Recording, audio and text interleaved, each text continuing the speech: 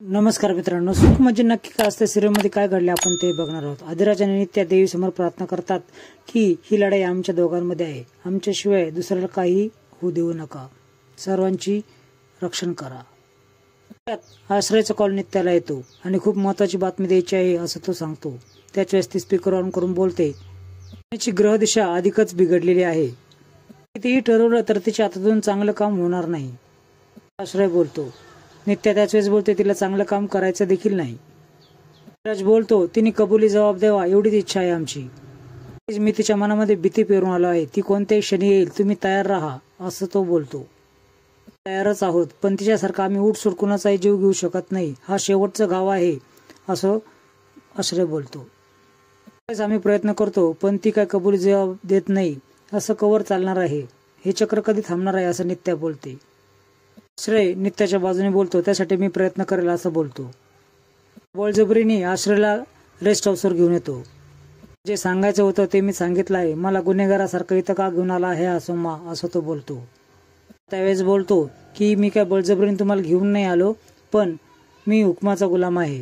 आश्रय पुढे बोलू लागतो की माणूस कधीच कुणाचा गुलाम नसतो, तो ग्रह देशाचा गुलाम असतो। मी तुमच्याशी चांगुलपणाने बोलतोय आणि तुम्ही अशी वागणूक मला देताय असं आश्रय बोलतो। कारण त्याच्यावर संशय घेते, तू नक्की माझ्या पाठीशी आहे की पाठ फिरवलीस तू, बुद्धी नीच विचार असं आश्रय बोलतो। आणि त्याच्यावर ओरडते, तोंड सांभाळून बोल असं बोलते। त्या जगामध्ये कुणी तुला ताकद देत असेल तो फक्त मी आहे असं तो बोलतो। मरण पावला पावलाने मागे टाकतोय तो फक्त मी आहे, तू माझ्यावर संशय घेतेस। इथून निघायला लागतो, हे शालिनी बघते आणि तू आता इथून निघून गेला तर मृत्यू तुझ्यावर झडप घालेल, आणि आता याच रेस्ट हाऊसवर असं ती बोलते। तुझा मृत्यू कधी येणार आहे हे मला माहित आहे, पण तुझा मृत्यू जवळ येत आहे हे मला दिसतंय। खूप घाबरते आणि आश्रयची गचंडी पकडते।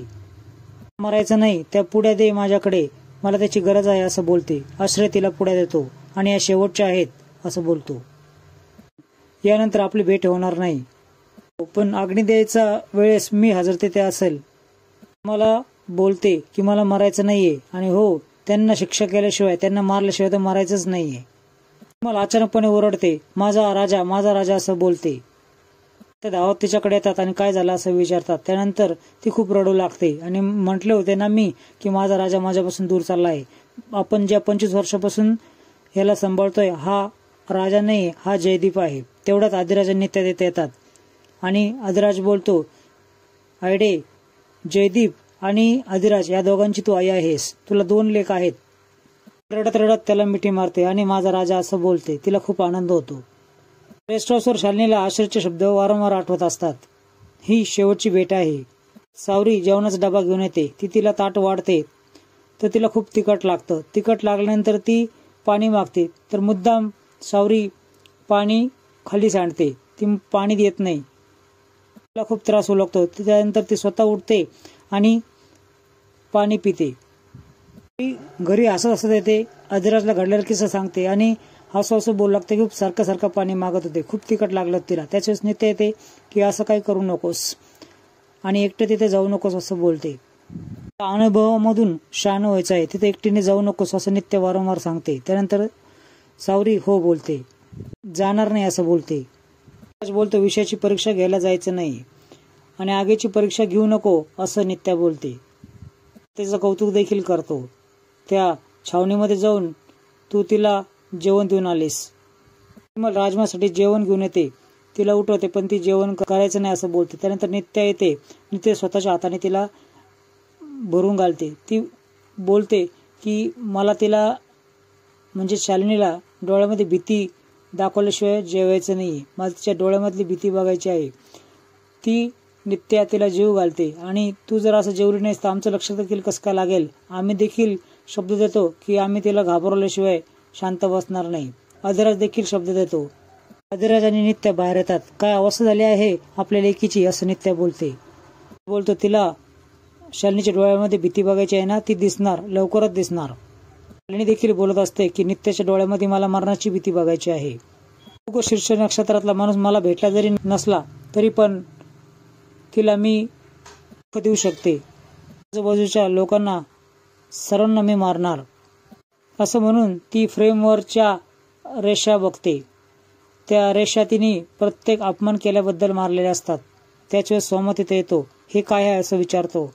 अपमानाबद्दल काढलेल्या रेषा आहे असं ती बोलते. शालिनी आश्रयाने दिलेली एक पुडी खाते. सूड घेतला आहे पण अजून बदला काय घेतला नाही.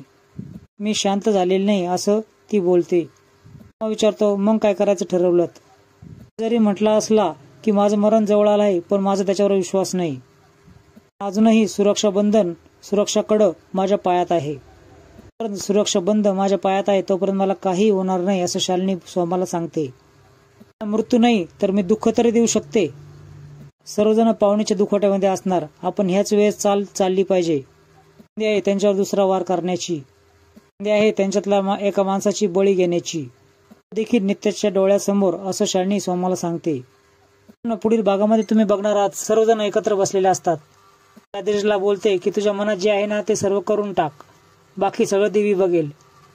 मग आपण शालिनीला मरणाच्या दारात उभा करू असं आदिराज बोलतो. शालिनी रेस्ट हाऊसवर असते. सोमाच्या हातामध्ये गन असते. ती सोमाला सांगते की गोळी झाड. मार मला असं म्हटल्यानंतर सोमा घाबरतच ट्रिगर दाबतो.